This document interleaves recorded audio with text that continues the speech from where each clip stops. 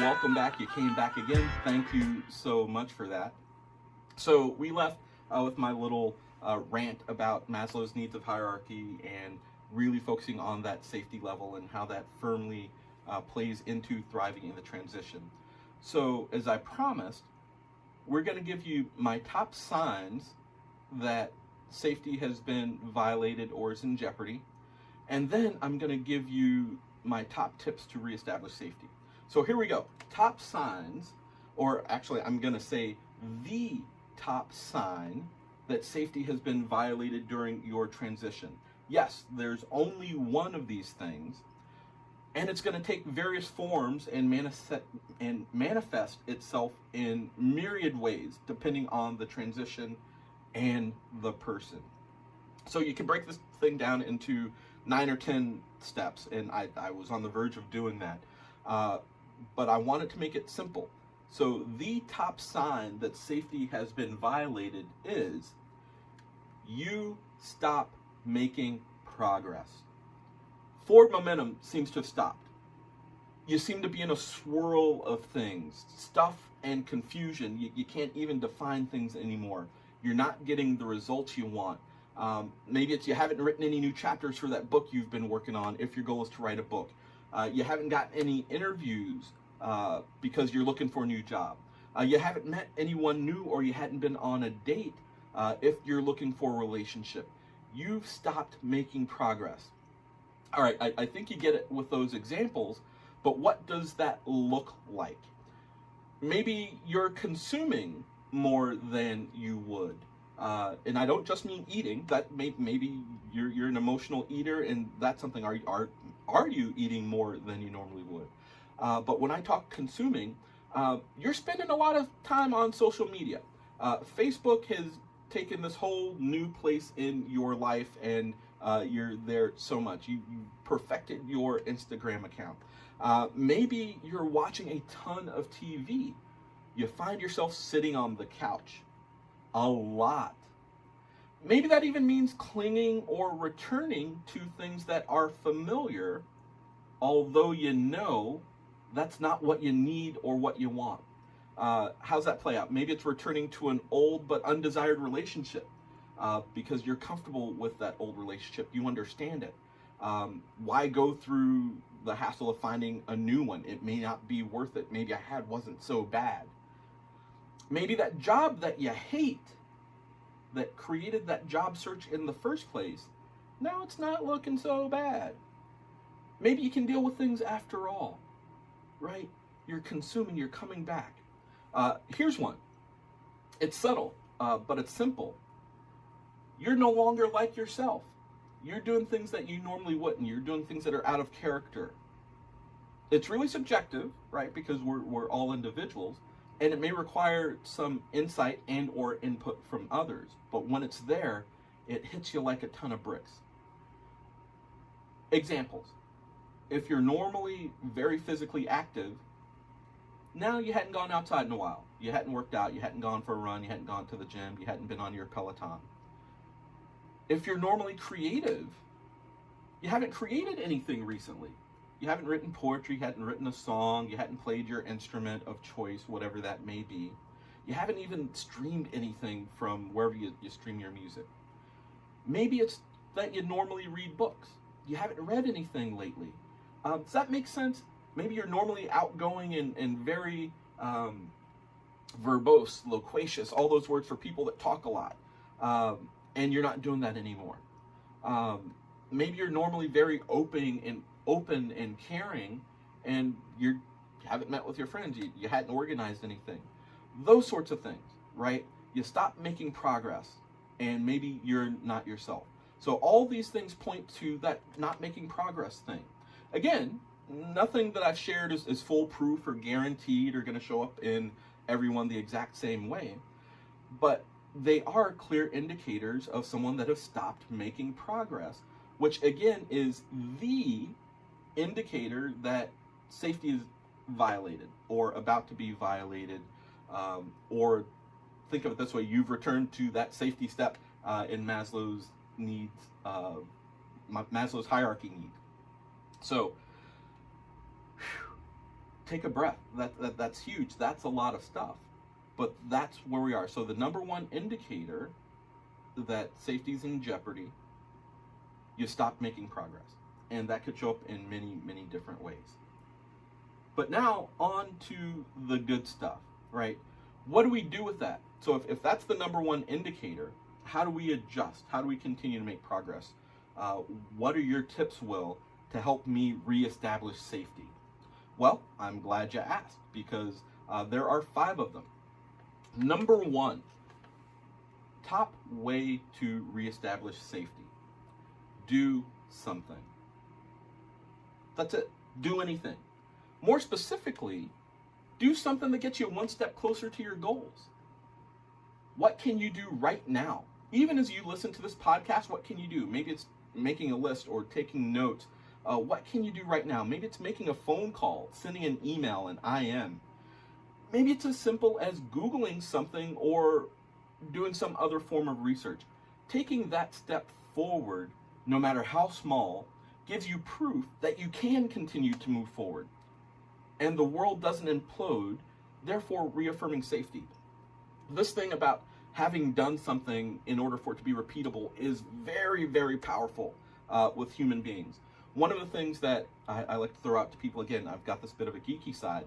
Running, I'm by no means a runner, but that elusive 4-minute mile that used to be in place, no one could do it for years and years and years. One person did it.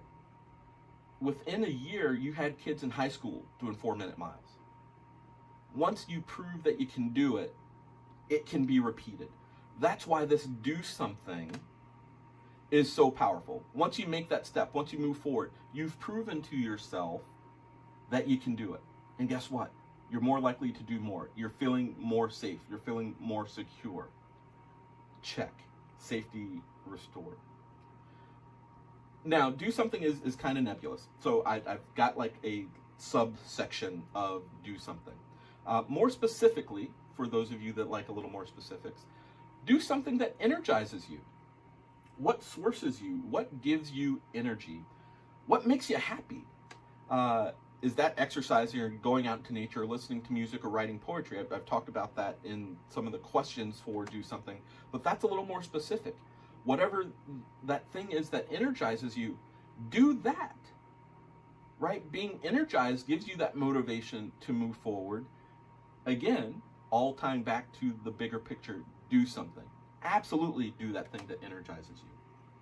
All right, we've got number 2 here, and this one is big for me. And again, I've alluded to it, but I'm going to call it out specifically because it is so very important.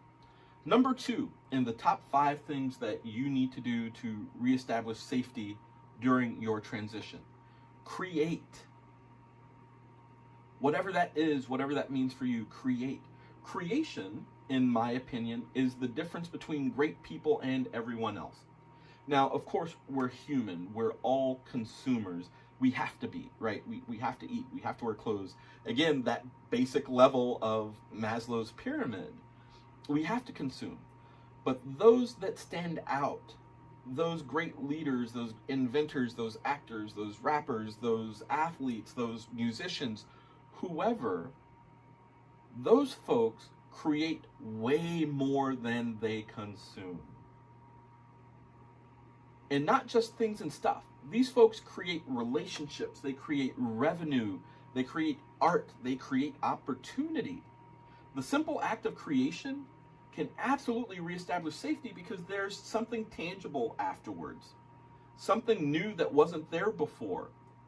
There's a sense of, I can do it. Look what I just did. Here it is. There's the relationship. Here's the paper. Here's the book chapter. Again, that supports the number 1 tip of do something. Again, much more specific, and I called it out, but create. Creation is a powerful, powerful tool. And if we, in my opinion, became more of a society that creates versus consumes, oh my gosh, the world would not have seen a society like that one and what it can do and what it can produce. So absolutely create.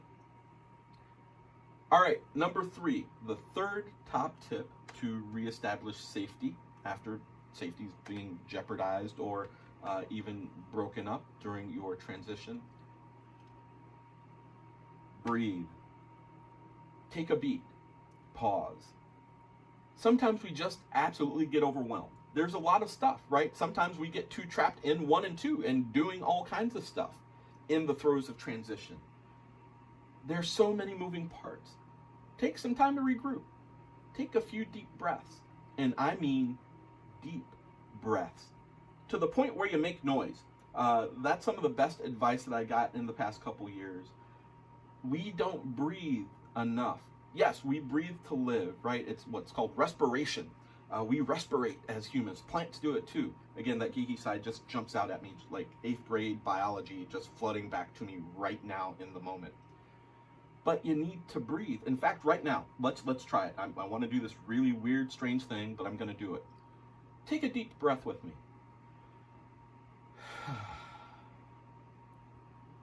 A good breath makes sound. A good breath forces you to pause. A good breath makes you feel better. I felt myself getting excited during recording this because I really like doing this and sharing myself with you. But even just that breath, I just threw another one in. Just really powerful. Like, my mind's a little clear. I'm going to finish this thing up strong. But my advice to you is absolutely to breathe more. Again, that pause, it gives your body time to catch up with your brain. Our brains are amazing, amazing tools, and we can focus and concentrate and worry about 17 things that we need to do next week or next month instead of the one thing that we need to do today. Hence us not moving forward, right? We're worried about the 19, the 30 things that need to be done, and the email and the phone call and the stuff and the thing and the relationship and the person and my wife and my mom and all this stuff. But what's the one thing that you really need to focus your energies on? This pause also gives you time to reflect on your goals. Are your goals still relevant? Working towards irrelevant goals absolutely triggers us and makes things unsafe. So just absolutely breathe. Now I'm going to jump around a little bit because I realized that I missed something very, very important with number 1. Do something. One of the tips, do something, do anything, work towards your goal. Someone somewhere is probably thinking, well, what if you don't have a goal? Aha! That's it right there. If you don't have a goal, the first thing you need to do is get a goal. Create some goals. They don't have to be ginormous. They don't have to be perfect. They just have to be written down, communicated, shared. So I jumped from number 3 back to number 1 because I didn't say that before, and I had to throw that in. If you don't have goals during your transition, you have to have that. Otherwise, everything else gets thrown out of whack. Another breath right here. All right, we're caught up.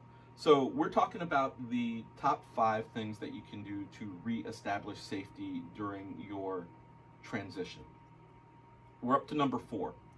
As a quick reminder, number 1, do something. Number 2, create. Number 3, breathe. Number 4, get help. Now, although this is number 4, it's probably the most difficult of the tips to reestablish safety. Why?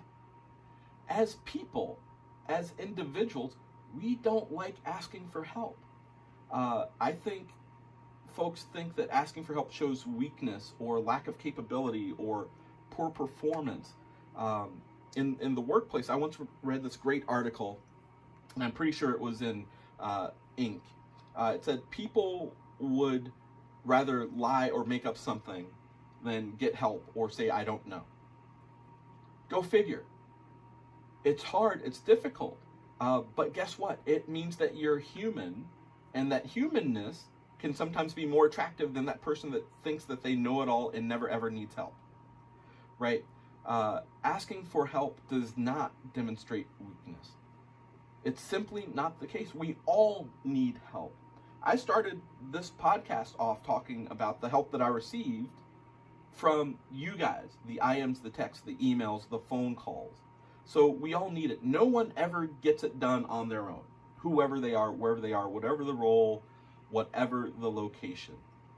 Now, help can look different to different people based on the individual and the specific transition. Maybe it's finding a coach or a mentor or an accountability partner. Now, what's accountability partner if you're not aware? An accountability partner is simply someone that helps hold you accountable. Because as people, we are brilliant at dodging accountability, especially when it comes to ourselves. We won't let down the team, we won't let down our spouse, significant other, but we'll let ourselves down. Oh, I'll do it later. I'll have fun later. I'll do that project later. I'll find another job later. An accountability partner is exactly that. Sharing your goals with someone who's going to help hold you accountable. The best example that I have of this. If you've ever had a goal to lose weight or to eat healthier, share that with people. Because then if you're in a meeting, if you're at someone's house, a housewarming, whatever the situation, and you reach for that second double chocolate chunk fudge cookie, your accountability partner or partners are more likely to say, hey, Will, I thought you were eating healthy. That's your third cookie, dude. What's up? Oh. Now, some of us consider that being called out or being called to the carpet or whatever. Simple accountability. Thank you, folks, for helping hold me accountable. If it weren't for you, I'd skip out on myself. I'd skip out on my goals. That's where the accountability partner is so very powerful. Does that make sense?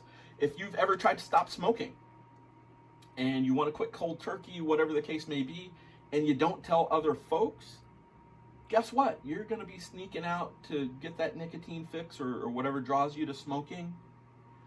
But if you tell people, if you create an accountability partner, accountability relationships, when you leave the room, when you leave the house, when you leave the office, hey, Amy, where are you going? You're not going to go have a cigarette, are you? Oh, yeah, no. See how it works? And it may be a little uncomfortable at first, but that's where that relationship, that accountability partner relationship comes in. Because that person now has permission to call you out, if that's what you want to call it. I like to say they've got permission to help you. Again, we're talking about number 4, get help. That's one way to help. The last way, and it's kind of a combination of what I just said, maybe it's putting structures in place to help you track your progress or to stay on task. Maybe it's a conversation with someone just to bounce ideas off of, or maybe it's affirmations. That's where that accountability partner, again, can play that role. But again, structures. What do you mean by structure, Will? So what I mean by structure, a good structure that I use, for example, is a list of activities that energize me. So if we remember back up to number 2 or number 1, do something that creates you, which is a subsection of do something. A good structure, I create a list of activities that energize me, that source me, that give me power, that make me feel good, and then I track how often I do those things. Why? That's random tracking, Will. Random acts of tracking. It probably should be illegal somewhere, but it's not. What does that do? What does that structure provide? Well, I found that when I'm feeling unsafe, aka stuck, confused, I'm no longer moving forward, those things on that list are things that I haven't done in a while. So it becomes a barometer of sorts, right? Oh, my energy is low. I'm not doing what I want to do. I'm not where I want to be. Let me check this list. Oh, I haven't played my bass in 2 months. I haven't gone outside in a week. I've only seen the sun through the crack of the window as I'm going to the bathroom. Oh, do those things on the list. Does that make sense? That's a really, really great structure. It's simple. It's free. Do it. So that was number 4, get help. Final stretch here. Number 5, readjust. We aren't perfect as people, nor should that ever be the goal. our plans, our goals, our structures don't always work out the first time. Readjust. Transitions are by definition new, different. Things change, including goals and tactics to get to those goals. Maybe you need to readjust or try something new methodologies to get to where you want to be. Or maybe you thought where you thought you wanted to be isn't it anymore. It's not the same. It's changed. There's no shame in readjusting. There's no admitting guilt or anything. The best of us have to. In fact, adaptability, flexibility, they're absolutely critical to thriving in the transition. So if you need to readjust whatever that is. So there you have it, right? My top 5 things to reestablish safety during a transition. We're going to go in reverse order now. Number 5, readjust. Things don't have to be perfect the first time. Change your goals, change your methodology, learn something new, readjust. 4, get help. It makes you much more human and approachable, and guess what? You'll learn some stuff if you get help. So reach out, get the help you need. 3, breathe. Make noise with that breath. Take that pause. Things become clearer, more focused, in perspective. Take that breath. Sometimes you need to slow down. 2, create. Don't consume as much. Put something new into the world. An idea, a white paper, a podcast. Nudge, nudge, wink, wink. Whatever the case, whatever it is that you do, create something. That will prove that you can bring something new into existence. That transition is no longer so scary. Safety is reestablished. And then number 1, again, I admit, very general, but do something. Of your own choosing. You pick. No judgments from anyone, but do something. What's the old saying? I'm reminded right now. If you change nothing, nothing will change. That's where this fits. Sitting, ruminating, talking about how you're stuck, how you're feeling unsafe, how you're not making progress anymore, isn't going to get you to make progress. Once you realize that you're not making progress, do something. So there we go.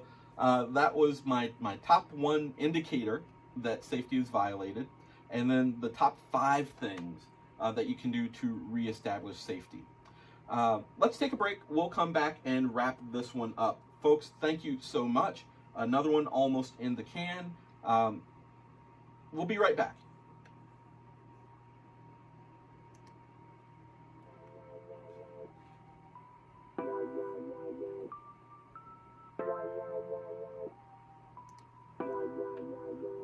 All right, folks, that brings us to the end of this episode of Thriving in the Transition. Episode number 2, numero dos in the can. Thank you for joining. Thank you for allowing me the opportunity to be myself.